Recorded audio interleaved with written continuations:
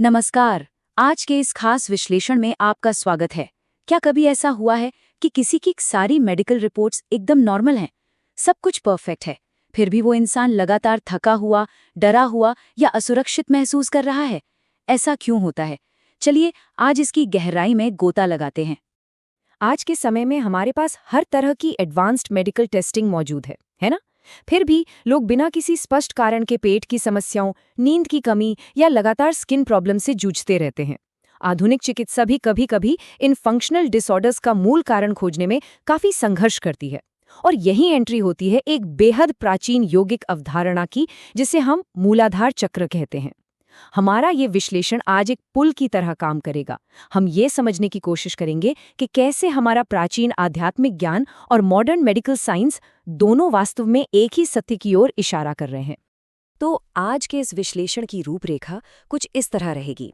सबसे पहले हम मूलाधार को समझेंगे, फिर जीव विज्ञान से इसके कनेक्शन को देखेंगे, इसके शारीरिक और मानसिक प्रभावों की चर्चा करेंगे, फिर संतुलन के उपाय जानेंगे और अंत में विज्ञान और अध्यात्म के इस अनोखे संगम को देखेंगे।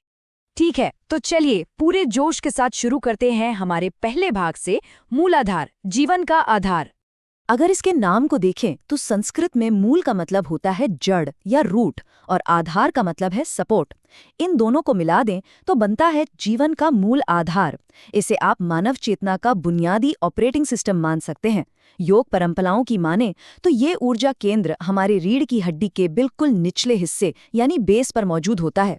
इसका सीधा संबंध पृथ्वी तत्व से है, यानी भारीपन, स्थिरता और ग्रेविटी। इसे गहरे लाल रंग से दर्शाया जाता है, जो जीवन शक्ति का प्रतीक है, और इसकी मूल ध्वनि या बीज मंत्र है लम। सच कहें तो ये वो गहरी नींव है जिस पर हमारे पूरे जीवन की इमारत खड़ी होती है। मनोवैज्ञानिक रूप से देखें तो ये चक्र हमारी सबसे गहरी सर्वाइवल प्रोग्रामिंग यानी जिंदा रहने की मूल भावना को कंट्रोल करता है।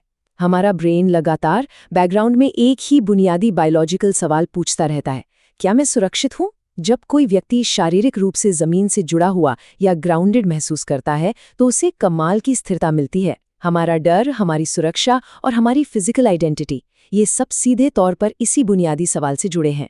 सोचिए, अगर बेसिक लेवल पर ही असुरक्षा की भावना घर कर जाए तो दिमाग 24 घंटे खतरे की घंटी बजाता रहेगा। ऐसे में रोजमर्रा की हर छोटी चुनौती भी जानलेवा खतरे जैसी लगने लगती है। अब आते हैं हमारे दूसरे दिलचस्प भाग पर, जीव विज्ञान और ऊर्जा। प्राचीन योग विज्ञान ये मानता है कि हमारे सूक्ष्म शरीर में कुंडलिनी शक्ति इसी मूलाधार के पास सुप्त या सोई हुई अवस्था में रहती है। अब अगर हम इसे पूरी तरह से निष्पक्ष होकर देखें तो मॉडर्न न्यूरोसाइंस भी तो ठीक यही कह रहा है।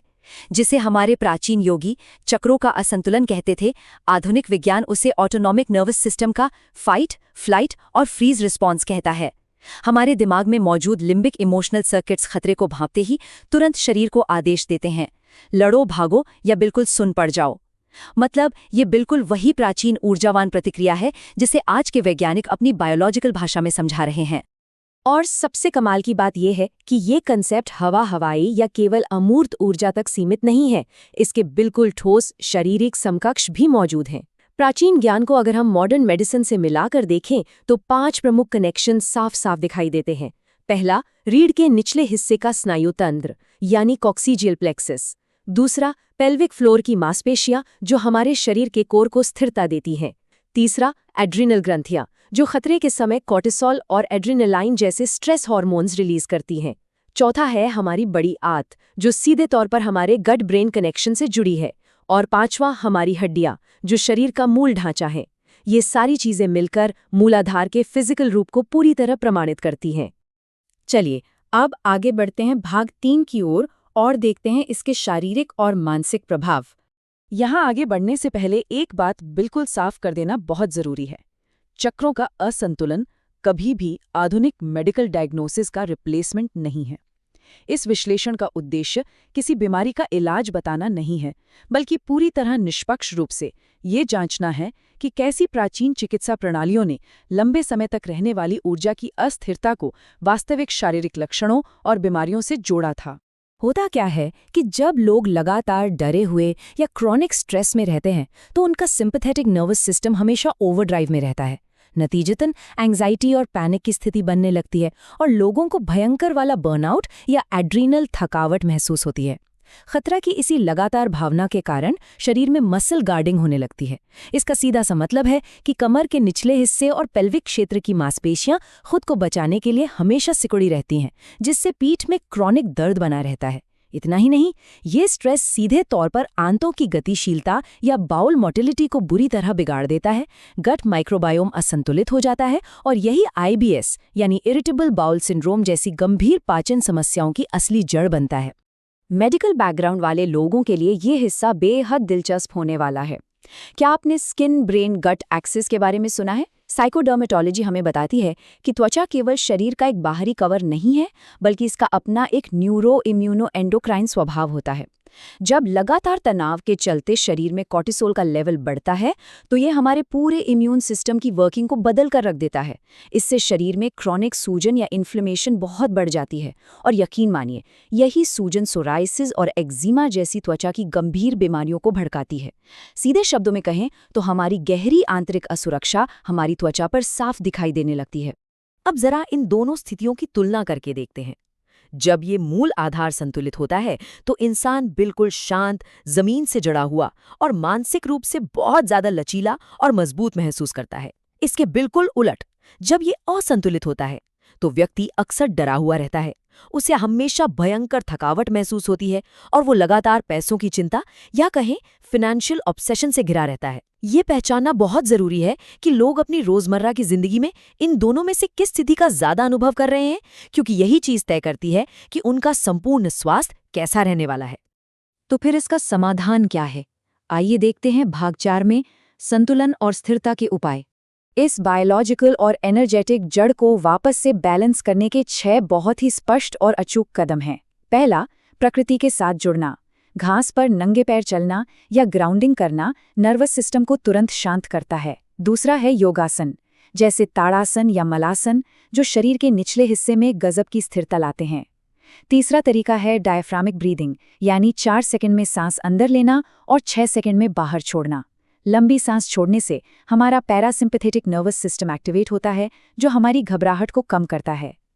चौथा है लंब का उच्चारण, जिसकी ध्वनि तरंगे शरीर में एक खास तरह का वाइब्रेशन पैदा करती हैं। पांचवां कदम है एक सख्त दिनचर्या अपनाना। ऐसा इसलिए क्योंकि हमारे बायोलॉजिकल सिस्टम को रूटीन या प्रिडिक्टेबिलिटी बहुत पसंद है। जब उसे पता होता है कि आगे क्या होने वाला है, तो दिमाग सुरक्षित महसूस करता है। और सबसे अहम छठा कदम है अपने ट्रॉमा से उभरना। जी हाँ, जब तक बचपन या अतीत के वो गहरे भावनात्मक घाव नहीं भरते, हमारा नर्वस सिस्टम हमेशा खतरे के मोड़ में ही अटका रहेगा। अब आते हैं अपने अंतिम और सबसे महत्वपूर्ण भाग की ओर, भाग 5, विज्ञान और अध्यात्म का संगम। यहाँ एक बेहद लॉजिकल और निष्पक्ष सवाल खड़ा होता है। क्या शारीरिक एनाटॉमी के हिसाब से चक्र वैज्ञानिक रूप से सिद्ध हैं? अगर हम बिल्कुल ईमानदारी से कहें तो कोई भी सर्जन ऑपरेशन करते वक्त आपको किसी चक्र को एक फिजिकल अंग की तरह काट कर नहीं दिखा सकता। असल बात यह है कि हमारी प्राचीन प्रणालियों ने चेतना और शरीर के इंटीग्रेशन को समझाने के लिए एक प्रतीकात्मक भाषा या सिंबॉलिक लैंग्वेज का इस्तेमाल किया। वहीं दूसरी तरफ हमारी मॉडर्न साइंस और एंडोक्राइनोलॉजी बायोकेमिकल भाषा का इस्तेमाल करते हैं। सच तो ये है कि दोनों प्रणालियां एक ही मानवीय अनुभव का वर्णन कर रही हैं, बस उनके समझाने का तरीका और उनकी भाषा अलग-अलग है। और ये पूरी की पूरी चर्चा हमें एक बहुत ही गहरे निष्कर्ष पर लाकर खड़ी कर देती है। उपचार की शुरुआत सुरक्षा से होती है। सोचिए, कोई भी पेड़ आसमान की ऊंचाइयों को तभी छू सकता है जब उसकी जड़ें जमीन में पूरी गहराई तक मजबूत हों। ठीक वैसे ही इंसानों को किसी भी तरह की आध्यात्मिक उन्नति या परफेक्ट फिजिकल हेल्थ से पहले एक बुनियादी बायोलॉजिकल सुरक्षा की जरूरत होती है। तो हमारा ये विश्लेषण यहीं संपन्न होता है। सुरक्षा के बिना स्वास्थ्य बिल्कुल अधूरा है। क्या जड़ों को सींचे बिना शाखाओं के विकास की उम्मीद की जा सकती है? बिल्कुल नहीं। अगले विश्लेषण में हम मानव चेतना के अगले पड़ाव स्वाधिष्ठान चक्र का गहराई से अध्ययन करेंगे। तब तक सुरक्षित रहें और अपनी जड़ों को मजबूत बनाए रखें।